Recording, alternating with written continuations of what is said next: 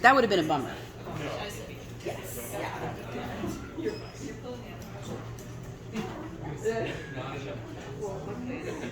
Hello. So we're going to use the microphone tonight so that the recording can pick it up and also just so everyone can hear. I don't know how loud you are, but we have some authors that get a little bit quieter and I'm like, I can't hear you. So, good evening. Welcome to Roundabout Books. I'm Julie, the events manager. First, we want to take this opportunity to acknowledge that our bookstore resides on the ancestral unceded land of the Confederate Tribes of Warm Springs. In our immediate area are also the unceded lands of the Confederate Tribes of Siletz Indians and the Tribes of Grand Ronde. We encourage everyone to learn more about the land you occupy and the story of its peoples. If you're interested in that, we have quite a few of those books in our local section. A quick reminder of upcoming events. Next Tuesday, July 19th, join us for the rescheduled event with Jess Boscheman for Hike 366, a woman's tale of hiking adventures all year round. And then on July 31st, we will celebrate Harry Potter's birthday with costumes, sorting hat trivia, and goodies. Plus, from 2 to 4 p.m., I'm hosting a team trivia event where you can dress up, and we're going to go through all 7 Harry Potter books, and we have prizes. So be sure to visit roundaboutbookshop.com for more information.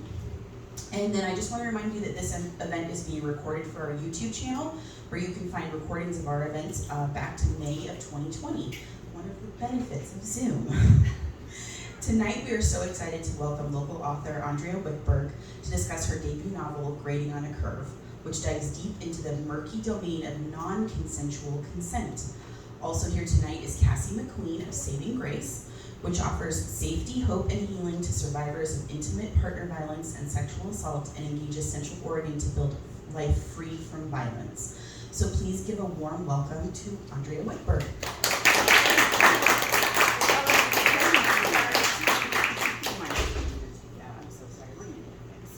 The microphone stand likes to drop.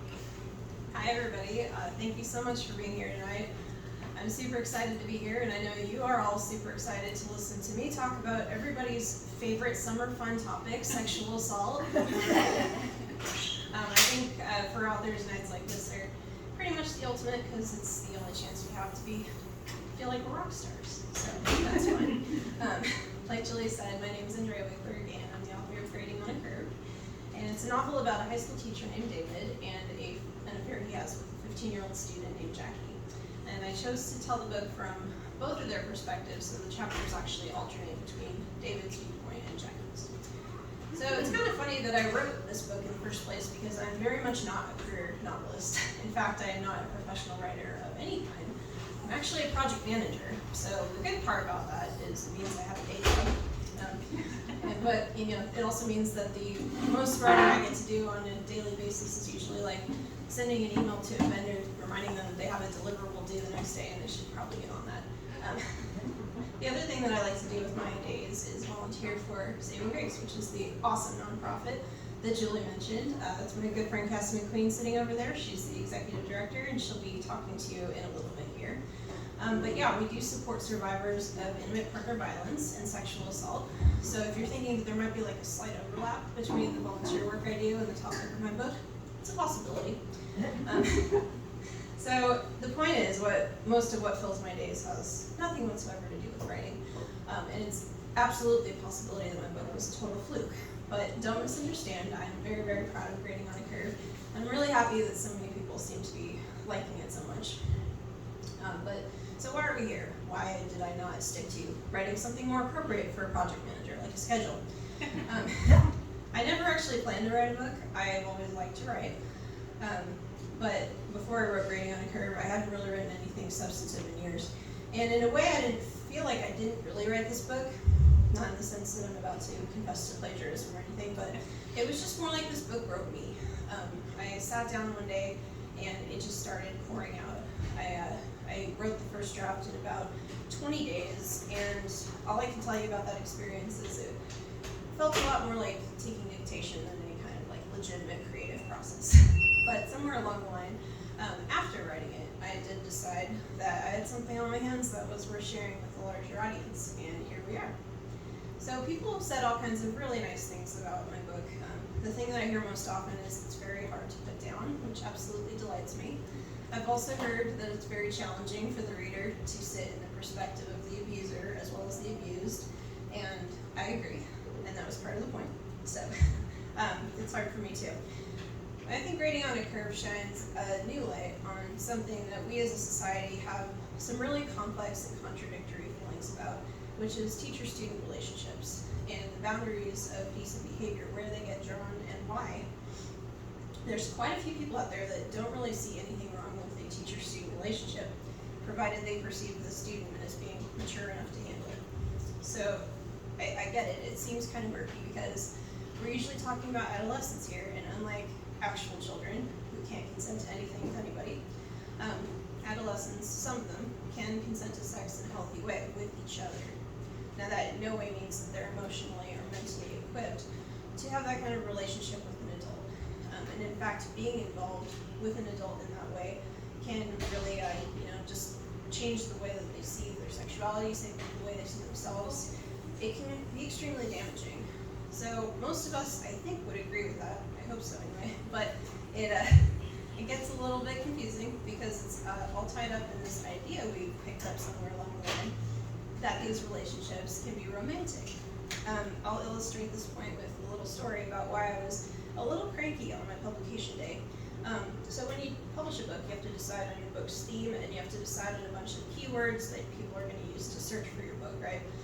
So in choosing these words, I was very careful to pick things like teacher-student predation, sexual assault, teacher-student abuse, right? So you can imagine how thrilled I was when publication day rolled around. And I went on Amazon and I saw that when I searched for my book, the books that came up around it were a bunch of romance novels. Yeah, and it's still true actually. If you still look for my book, the books that come up around it and the books that come up in like the suggested other books you might enjoy section largely fall into the category of what one might consider to be porn. So I find this a little frustrating. It's true that in the early chapters of the book, Jackie does experience her relationship with David as a romance. She then, however, goes on to discover throughout the book that it's actually not what she thought it was. It's not the star-crossed lover fantasy that she thought. It was actually a very calculated act of abuse by somebody that she thought loved her. That realization is kind of like the entire point of the book, but I'm not bitter about this at all. I totally don't mind it anymore, so no worries on that front. But I think it's a great example of the way that society has normalized and romanticized and sanctioned these relationships to the point where they're actually a really common fantasy trope. It's a cliche, right? And unfortunately, that has a really catastrophic ripple effect when it comes to real kids who are actually suffering this kind of abuse, because it makes it seem like it's no big deal.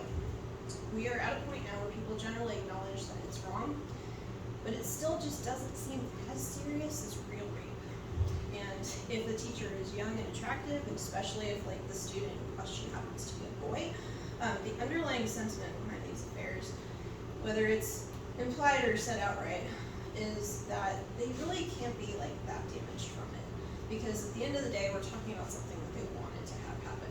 So, hey, yeah, it was wrong of the teacher to do it, but at the end of the day, like, younger student got laid by a hot older person, what's so wrong with that? And it's incredibly confusing for the kids who are dealing with the aftermath of these predatory relationships, because some people will tell them that what their teacher did was wrong and evil, and some people will tell them the same thing with a nudge and wink. So it's really hard for them when they're trying to figure out their own complicated feelings about these authority figures who have completely rerouted their lives and their development into the people that they're going to be. I know this one really, really well because I was one of those kids. This happened to me too. I was groomed by an extremely charismatic adult starting when I was 14 years old, and eventually things escalated between us in the way that you might expect from the context of this discussion. And he wasn't my teacher, but he was engaged and later married to one of my teachers. And our relationship was very much in the realm of teacher-student. So this book is not, and never was meant to be, my own story. But I think part of what makes it resonate with people so deeply is the fact that it does come from a very real place inside me. I think people can feel that authenticity when they read it. I hope they can. because based on between my own experiences with sexual violence, and I've had several, and the conversations that I've had with other survivors, there is one thing that I've come to believe is true, and that is that people are infinitely creative in the ways that they minimize abuse. No matter what a person might have been through or how objectively bad it might have been, there's never any shortage of people who are all too eager to come forward and explain to them why it really wasn't so bad as all that. And it's especially true when it comes to the type of abuse perpetuated by a person like David.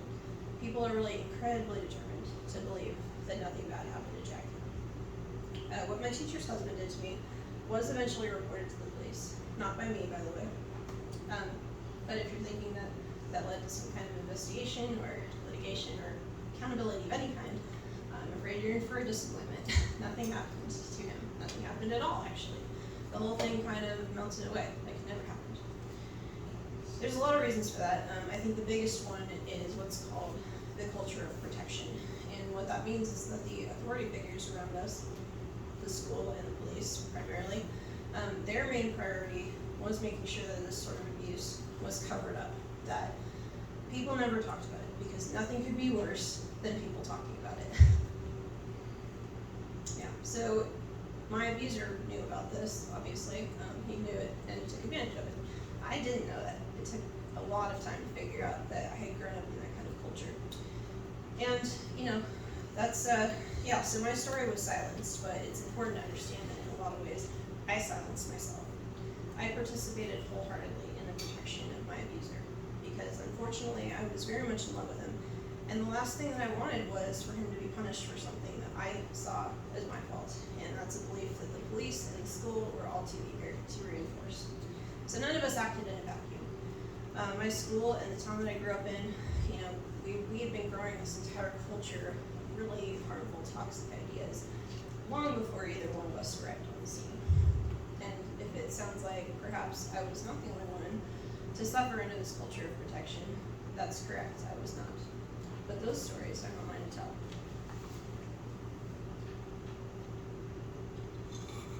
So we're living in a really fascinating time right now, I think.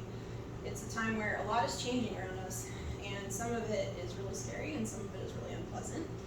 But one thing that I've noticed in recent years that makes me really happy is that as a culture, we seem to be starting to develop a tendency to start paying more attention to stories and experiences that were previously overlooked or dismissed outright. So microaggressions against the Black community would be one example of this. The complex feelings that adopted children sometimes have towards their parents. How much women absolutely love it when men mansplain to them. That kind of thing. You get the idea.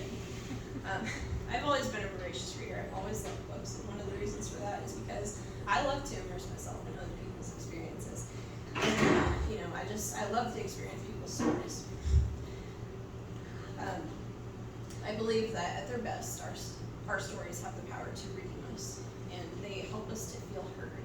They help us to feel seen. But books are time capsules by nature.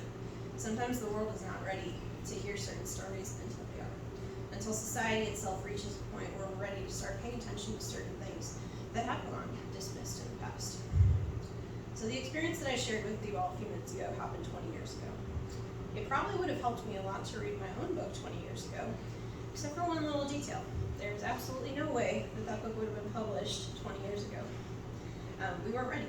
None of us were in any way prepared to deal with the reality that abusers can be charming, good-looking, fully contributing members of society who are not in any way violent with their victims. Too many people thought the way I did, the way my school did, the way the police did. And by the way, that idea that predators have to be violent, that's a very persistent myth. We still see it today a lot in saving grace. People sometimes think that abuse has to be physical for it to count or for it to be really bad. And I can tell you from my years volunteering, not only is that not true, some of the worst forms of abuse have nothing to do with violence. If you're so inclined, there are lots and lots of ways to really take a wrecking ball to somebody else's life and never lay a hand on them. So, but when these Jews start coming to life for the first time, they encounter a lot of resistance. Why? Because a ton of people benefit hugely from the lies that they're replacing. We get complacent and we get comfortable in our lives because our lives don't challenge us. They don't force us to question whether we've been part of a greater systemic evil. And there's a lot of work involved in unpacking these harmful ideas. Long, relentless, unpaid work. And a lot of people don't bother to do it because it's easier, because they can. If something is not affecting you directly, it is really easy to decide how big of a problem it is not. So, as an example, me as a white woman, it's pretty easy for me to ignore the struggles of the Black community if I want to, or if it's too much for me on any given day. Because it's not something that I'm forced to deal with on a daily basis. I have the privilege of putting it on a shelf and saying, hey, I totally acknowledge this is a huge problem, we need to deal with it, but I can't right now. I don't want to think about it. And to be clear, I'm not putting rape culture on the same level as racism. They're totally different problems, and what works with one may not work with the other. But my point is that we all have our blinders, right? And blinders aren't born out of malice, they're born out of ignorance. So if we think of little kids, they all they know at the beginning of their lives is the information they're given. That's all their mental capacity enables them to accept. And they have to be taught that it's possible to believe something different than what they were raised to think. So kids have all kinds of blinders, and that's not wrong, it's developmentally appropriate for where they are. Where I think the malice part can come in at times is when we grow up and we still don't want to hear perspectives that are different from our own because they make us uncomfortable. It's really, really important, I think, that we question our own motives when we're tempted to dismiss someone who's sharing an experience that we've never been through, because most often that's a protective instinct. It's our brain's way of saying, like, oh, I really don't want to hear about this, because if I listen to this, I might be forced to think about this thing in a different way, and I already benefit way too much from thinking about it the way I think about it right now. That instinct is really normal, but if we allow it to have a final word, I think it really limits our opportunity for growth. It's something that we have to get past if we want to stop engaging in unintentional harm.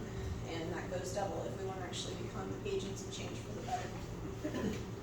So, I'm actually just going to, because I feel like I keep picking this thing up. So bringing this back to my book, I originally told the story only from Jackie's perspective. For whatever reason, that one came more naturally to me. The irony is that the perspective that I find most comfortable, because it's the one I lived, is also the one that people tend to find threatening. And it's the one I would have found threatening at a certain point in time, because it is the one that challenges this idea that we have developed as a society that these relationships can be normal, that they can be romantic. The hard truth of it is, teacher-student romances are predatory by nature. And when the student is a minor, they almost always cause grave harm. Especially when the abuser is popular and well-liked.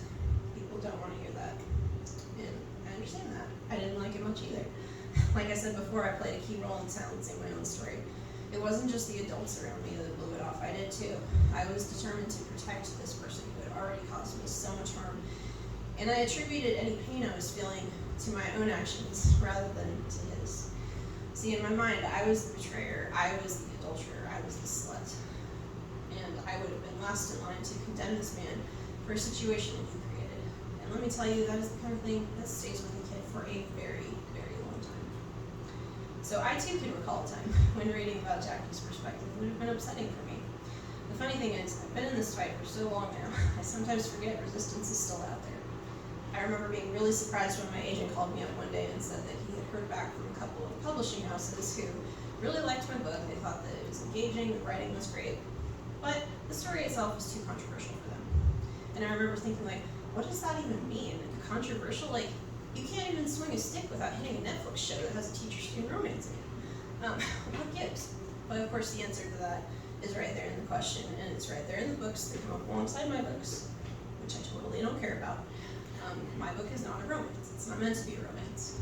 And it's actually meant to be a portrait of a deeply abusive person, more than one, actually, and the ways that the societal forces combine to protect them at the expense of the victims.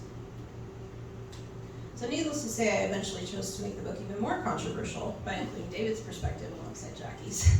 Because I think as hard as it is to read what happened from her perspective, it's in some ways even more challenging to sit with the person who is actively abusing her. And that's what I wanted to do. So one of the most important things to understand about David is he truly doesn't think there's anything wrong with what he's doing. At one point in the book he says, at the end of the day, nothing bad happened to Jackie. I feel no guilt over anything that's ever happened between us. I know in my heart I've never hurt her. Certain kids grow up fast, no matter what anyone thinks of it, and Jackie's one of them. She's no child, hasn't been for a long time. And as a side note, that is a really common sentiment from these type of abusers.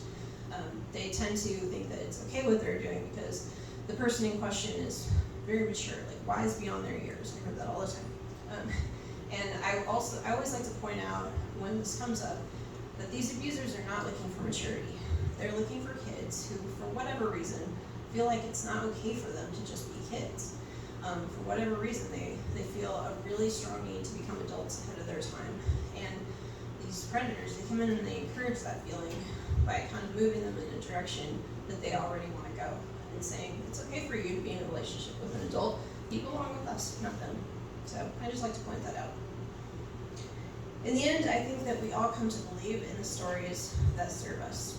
So those of us who have decided that we are willing to sit in perspectives that challenge us, we do that because we believe that listening to those new perspectives ultimately brings us closer to the people that we want to be. So ultimately it's worth it, even if it's painful. And the key thing is we really have to believe that because it definitely comes with a price. And oftentimes that price is recognizing that we've played a part in these harmful systems. By staying silent all those years ago, I gave up my chance to confront my abuser. I played a role in the perpetuation of abuse. I helped to give him an opportunity to harm other girls the way that he harmed me. That's something I have to live with, but it is not something that I have to accept.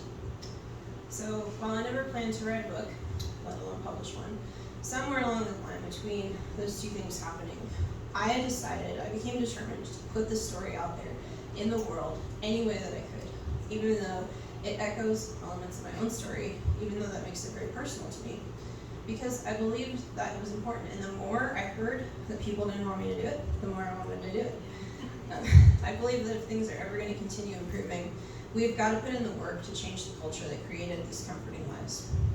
None of this is easy because there is no such thing as change without resistance. And the greatest resistance of all is our own tendency to stay comfortable. So the truth is out there, but you have to want it bad because those lies are going to put up a hell of a fight. And you've got to ask yourself, is it worth it? I think it is. I think it's worth it to shout to be heard if it means that my daughter and my nieces don't have to. If one person out there reads my stuff and feels seen and heard and validated by it, that's worth it to me. If I can create just like one little current that eventually becomes part of one of these great waves that are changing our society right now and bringing us forward into new understanding, yeah, I think that's worth it. So I encourage all of you out here tonight, tell your stories, especially if they make people uncomfortable. Because when you do that, you are fighting for the future. History has always been written by the winners. And when you tell a story that's never been told before, you have a chance to become one of those writers, even if, like me, you never thought that you could be.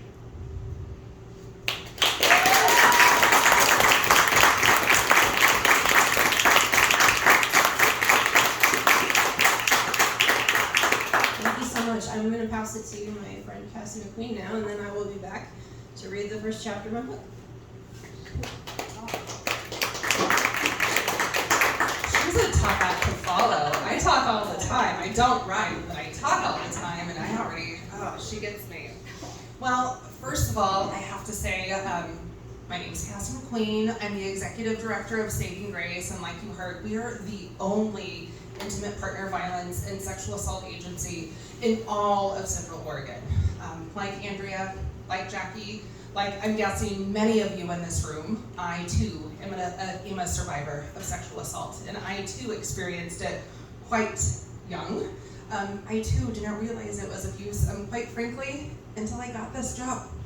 It wasn't until I started diving into the work of what is abuse, what is an abuser, what does sexual assault look like, what is it? It was so much more than this culture, than this understanding. I was an empowered woman who had worked in nonprofits forever. I was a world changer and still didn't see the scope of the abuse that was right there in front of me. One thing that I particularly love about this book is the fact that it shows the journey that Jackie faces. And quite frankly, that's why Saving Grace exists. We exist to walk beside survivors, hand in hand, every step of the way. Whether that's their first day of coming to us at the courthouse to do a temporary restraining order, whether that's them thinking they would never show up in an emergency shelter. Maybe it's years down the road post-separation and they're still getting visits and exchanges at Mary's place. We are there for them every step of the way. And this book is a really unique way to see not seeing the abuse, understanding the abuse, the mental health that comes after it, the court process, and thankfully, I'm not going to give it away, this ability to pay it forward. And that's why we're here, right? It is an honor of my lifetime to work for Saving Grace. It's an honor of my lifetime to get to speak on behalf of survivors everywhere because it is far too common. Now, I'm going to read a little bit from this paper. I have statistics all the time about intimate partner violence, about sexual assault. I have to be honest, I don't like talking about the teens. I don't like talking about the young women, probably because it's close to my heart, probably because culturally, much like she saw it as when her book got published, it's seen as romantic. I was taught that it was romantic. This was a great thing. Oh no, you're so beautiful, you're so smart, that these older men would love you and want you. It makes it so incredibly common. Listen to this, it's not pretty, but I gotta tell you. 1 in 3 girls in the United States are survivors of violence, whether it be physical, sexual, or just general abuse from an intimate partner. 1 in 3. Girls and young women between the age of 16 and 24 experience the highest rate of intimate partner violence. It's almost triple the national average. And let me tell you, the national average isn't pretty. We're talking about 1 in 4 women already. 82% of all survivors of sexual assault are under the age of 18. Yeah. Females ages 16 to 19 are 4 times more likely than the general population to be a survivor of rape, attempted rape, or sexual assault. And out of all of these cases, in 88% of them, CPS only finds something in about 9% of them. So again, we're talking about something that is so evident. We're talking about our daughters, our sisters, our neighbors, our colleagues, and yet alone, our culture, our court system, our judicial system does not have the support to stand up for these survivors alone. And it's a big problem. And what you get to see in Grading on a Curve is what can the fallout be from that abuse, right? Here's what we know. Violent relationships in adolescence have really serious ramifications. They put survivors at higher risk for substance abuse, eating disorder, and further domestic violence or intimate partner violence down the road. If you've been sexually abused as a teen, these girls are 6 times more likely to become pregnant or get an STD. And survivors that are far more likely to a ton of mental health challenges, 4 times more likely to develop substance abuse problems, 4 times more likely to have PTSD, and 3 times more likely to have major depression as adults. So again, we're talking about ramifications as children, right? That continue to affect our society for generations and generations. I'll stop scaring you with all the scary facts here and tell you this is why Saving Grace exists. Many of you here are probably survivors. I'm hoping none of you are in the back of your head right now, like I need to get the helpline number for so-and-so. But the reality is, it happens all the time. We've got a 24-hour helpline where we're there to anyone and everyone who wants to call and speak to us, whether you've experienced sexual assault, maybe you don't know if you've experienced sexual assault, or maybe you think you know someone who has. We're there. We have support groups. We have legal advocacy, just general advocacy, long-term counseling, essentially everything that we can possibly do to wrap our arms around these survivors, because the fact of the matter is, our culture does not. And here's what I love to say about this. We have to start talking about it in order to change it. And the amazing thing about this book is it starts a conversation. It starts a conversation. That's something that is sometimes so acceptable, that sometimes is so profitable, right? That sometimes so wanted in the media is not okay. And how can we talk about that with each other? So we are not just validating survivors, we are standing up for them and trying not to perpetuate this cycle of violence, this cycle of sexual abuse that occurs over and over and over again. The nice thing is, there's hope.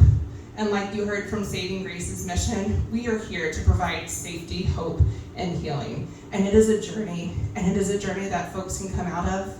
It's a journey that folks come away stronger from. It's a journey that people come back and do amazing things, like our weekly support groups, like writing books, like sharing our stories. So I will be here tonight. If you have any questions about our services, about our helpline, about getting involved, I have a ton of information out here for you. But if I can leave you with anything, Jackie's story is not unique. Jackie's story is many of our stories, and I am just so grateful that there is this opportunity to shed light to that, because the more that we can stand up and shed that light, the more we're going to stop abusers from continuing to perpetuate this violence. So thank you, Andrea, for writing this book. Thank you for being a change maker, really.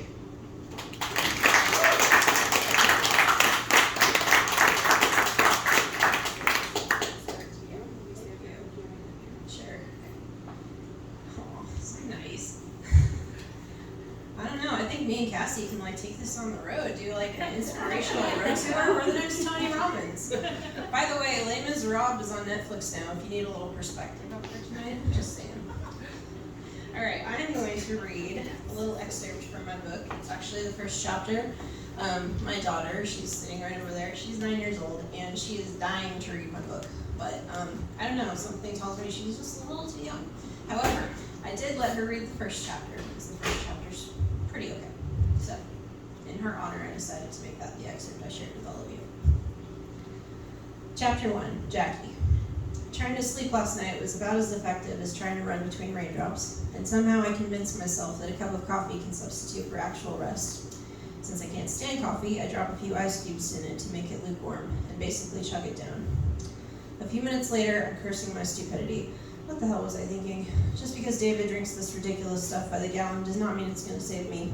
My head feels every bit as heavy and clouded as it did before, except now my hands are shaking. He's been texting me all morning and he keeps telling me not to worry. But I can't help it, and I don't know how he can either. If that kid saw us together, he's screwed. We're screwed. I've been trying to get a grip on myself all morning, but I'm a nervous wreck and lousy at keeping my face in check. When it's finally time to go to his class, I start running until I realize that I look insane and settle for a fast walk instead. I'm in high school, not kindergarten. I almost went there this morning before school, to his classroom. I used to do that kind of thing all the time last year, so I don't think it would be too weird, but I knew he wouldn't like it, so I didn't.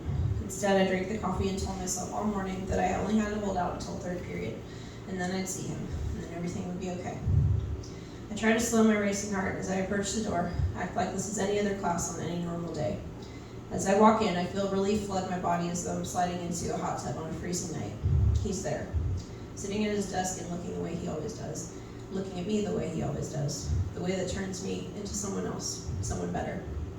Hey, Jackie. His greeting is as casual as it needs to be always, but I don't mind. He says other things to me with his eyes and the curve of his mouth, things I play to myself at night when I can't sleep. Hi, Mr. Harrison. I sit down at my own desk in the front row and pull out my iPad so I have something to do with my hands, but I never take my eyes off him. I'm not sure if I actually can, since I'm not in the habit of trying. Good morning, everyone, he says a few minutes later when the bell rings. He holds up a batch of papers in one hand and a DVD case in the others. I'm going to pass this back, and then we're going to watch this movie to kick off our next classic. Don't let the fact that it's in black and white put you off. That's a significant artistic choice by the director. I thought you hated book movies, Beth comments with a grin. She sits next to me, and she's nice enough, but I hate the way she flirts with David, which is idiotic. I waste enough energy being jealous of Alicia as it is. I don't need to be obsessing about the other girls in David's classes. He smiles back at her, and I try not to scowl. I do, except for this one. It's the only movie I'm going to let you watch in class all year, so enjoy it. To Kill a Mockingbird comes across very differently depending on whether you're reading the story or watching it. I want you thinking about why that is. He presses play and hits the lights in the back of the room, then starts passing back her papers face down. All my other teachers do these things online, but David's old school. He insists that we print our papers because he likes to handwrite his comments. I don't bother turning mine over to see how I did. English was my best subject, even before I became the ultimate teacher's pet. Instead, I wait until most of my classmates are watching the screen and David's back at his desk and slink over to him. "What's up?" he whispers. His composure is super annoying. I spent the last 2 days and 3 nights in a grip of anxiety so extreme I could barely get through a conversation. And David looks about as calm and relaxed as his golden retriever Maggie does when she's getting her belly rubbed. "You tell me," I reply so quietly you can't even call it a whisper. "Is everything okay?" "Why wouldn't it be?" "No one said anything to you?" "About what?" "David, come on, no one's listening." He leans in closer and his friendly expression dissolves. "First, it's Mr. Harrison in here." I roll my eyes. "And second, we can't talk about anything right now, you know that." "I do know that. I'm not sure what I'm trying to achieve. This isn't the right day for clear thinking of any kind." I change course. "After school then." "Jackie, the usual place, okay? Fine, but I need you to go sit down before someone wonders what you're doing up here." It's not like anyone's even looking our direction. Everyone is either watching the opening credits or texting their friends behind their iPads, like that ever fools anybody. But I square my shoulders and go back to my seat, accepting temporary defeat. As soon as I sit down, my exhaustion overwhelms me, and I let my head sink to the desk. I can barely keep my eyes open. How did this become my life? If I were smart, I would cut this whole thing out and start sleeping with someone my own age, or at least someone who's not married. Less than a minute later, my eyes find him again. I can't help it. And when they do, he's already looking at me, talking to me again with that tiny private smile. I'm kidding myself. I might as well try to quit breathing.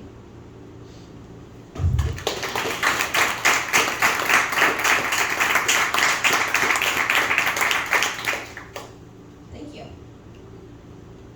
All right, so with that, we're going to go ahead and open it up to Q&A. Yes?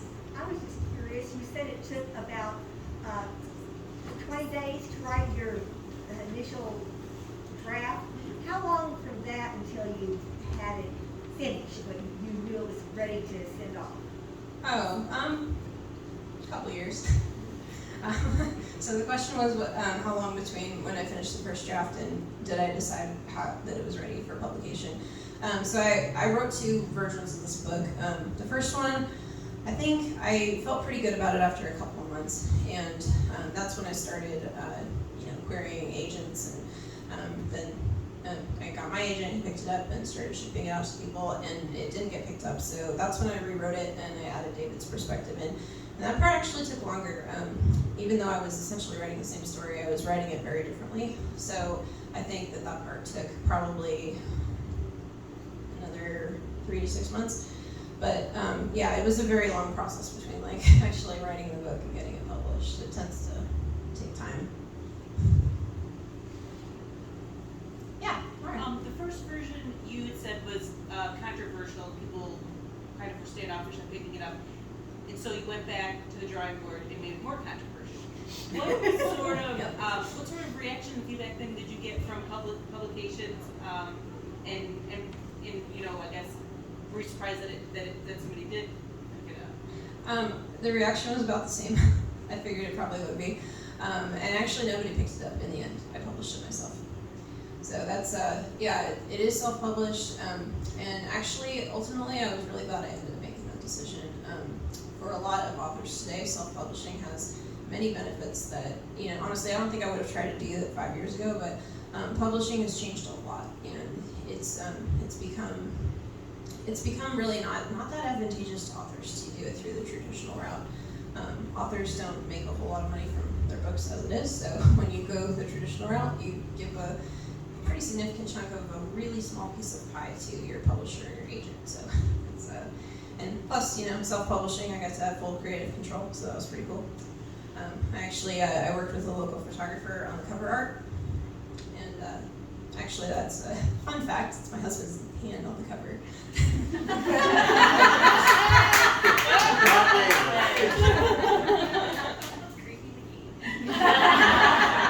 Don't be fooled, he's a really nice guy.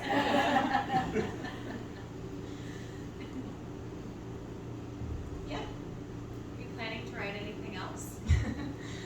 Yes, I have actually started writing more books. I have one book that's pretty much done, and then I have another that's probably 75% done, so I'm not sure which one I'm going to publish next, but we'll see. The one that's closer to being done also has to do with rape, and I don't necessarily want all my books to be about that, as jolly of a subject as it is, so I'm thinking that maybe I should do the other one first. Yeah. I just have a comment on, I read the book, I loved it, and I liked the way in the beginning when you were were talking about coming out of your comfort zone, as being challenged writing this book. I think that's something everyone can learn. However, when I was reading the book, I stepped aside in my mind from a teenage girl with a teacher. So I saw a lot of universal feelings, thoughts, comments. So I think it would be beneficial at any age to read this book. And I'll go so far as to say, you know, be kind of couple, you know?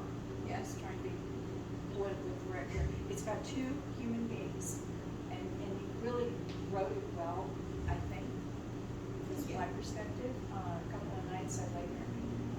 Well, what's the next chapter? You know, what's happening? So bottom line, concluding here, it's more than just a teenager. Thank So you. how we Thank you. I really appreciate that, Joanne. Yeah, it was a challenge for me to bring David's perspective into it. I'm not gonna lie, that part was pretty brutal at times. It was not easy for me to get inside his head and, you know, try and think about like what his rationalization or justification might have been for everything that he chooses to do. But I also thought that in the end it was important because I really do think that we need to be thinking about and talking about what's going on in these predators' heads, and it's not always a guy. Women do this too. You know, what's going on in their heads that they think that it is okay to sleep with a teenager? Because clearly a lot of them find their way to that eventually. So I thought it was really important to sit in it. You know, the original was fine, but I think, you know, Cassie was telling me the other day that she found it really challenging to have David's perspective included. So I think it works. Yeah, I have a couple questions. One is about who edited it for you, if anybody. And the other is, how did you come up with this perspective? I mean, it's based on comments he made during the time when it came out, or, I mean, how did you come up with this perspective? I'll answer the editing question first. I did have an editor, and I also, editing wasn't really the hard part for me. It's not to say it's not challenging, but I had it in pretty good shape when I actually asked a group of people, several of whom are in this room right now, to be beta readers for me. So I had some people read it for me, and they, you know, obviously looking for, you know, for errors and whatnot, but more than that, just looking for their perspective on how the book read, how it flowed, what they liked about it, what they didn't like about it. So they were able to give me really great feedback. I actually had some teenagers read it, which was even better. I mean, my beta readers were all awesome, but it was great to really get that teenage perspective in there too. Especially, like, at one point I had a reference to Jackie using Facebook, and one of the teenagers was like, nobody uses Facebook. I'm like, all right, change it to Instagram. Got it. Change it to TikTok, whatever the hell that is. So yeah, it was really helpful. I mean, I think for me personally, and every writer is different, right? But for me, that was the most important part, was getting other people to read it for whatever they might bring to it. And your second question, can you say it one more time? How did you come up with his perspective? I mean, how did you put yourself, how do you know that it's anything like what the predator, I don't know, it's just, you know. Well, I asked myself, what would an ethical person do in this situation? And then I did the opposite of that. No, but I think, you know, this person that I knew in high school, I was close enough to him, and I heard enough of what he thought about things and got a good enough sense of his worldview. And I have heard enough women speak since about similar people that they knew in high school. I get the gist, you know.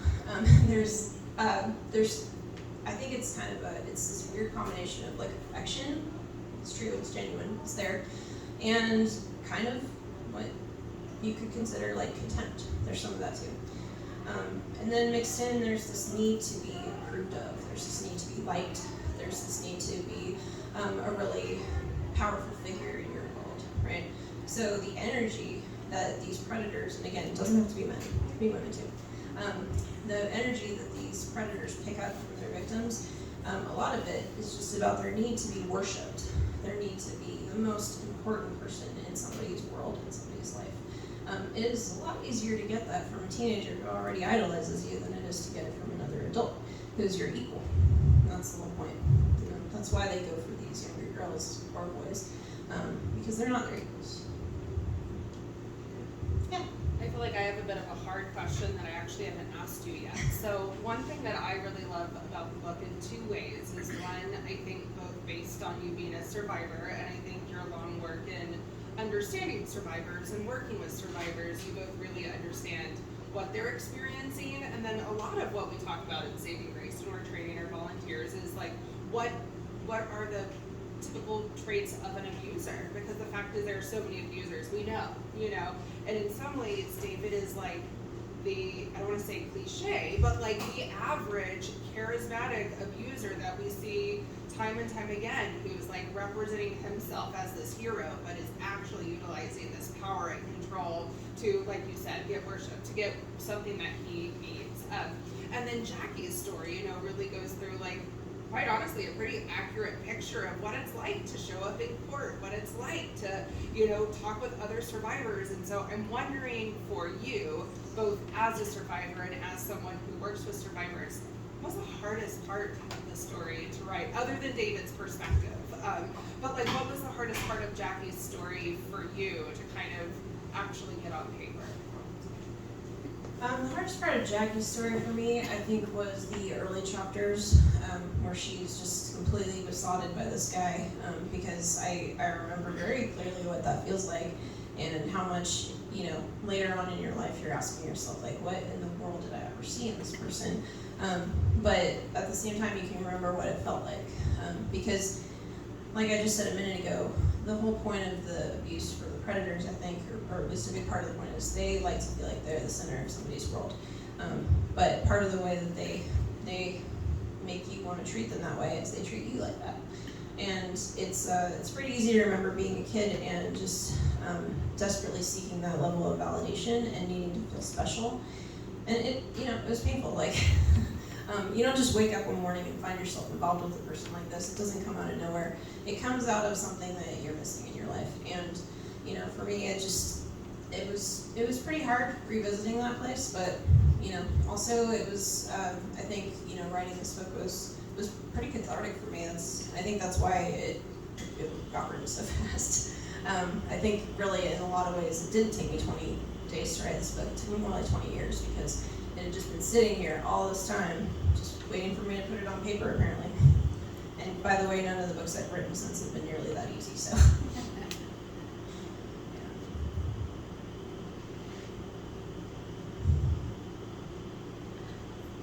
All right, I think, are we ready to wrap up? Does anybody have any final questions?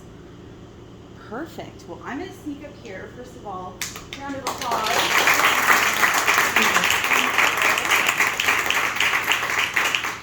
So as we wrap up, I just want to remind everyone her book is available for purchase. You can check out at iLive Register and then have her sign it. I have a bookshelf full of signed books. It's just one of my favorite things.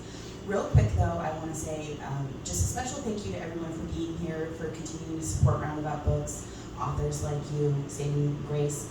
And if you don't mind, I'd love a show of hands if this is the first time you're here in Roundabout Books. Oh, yay!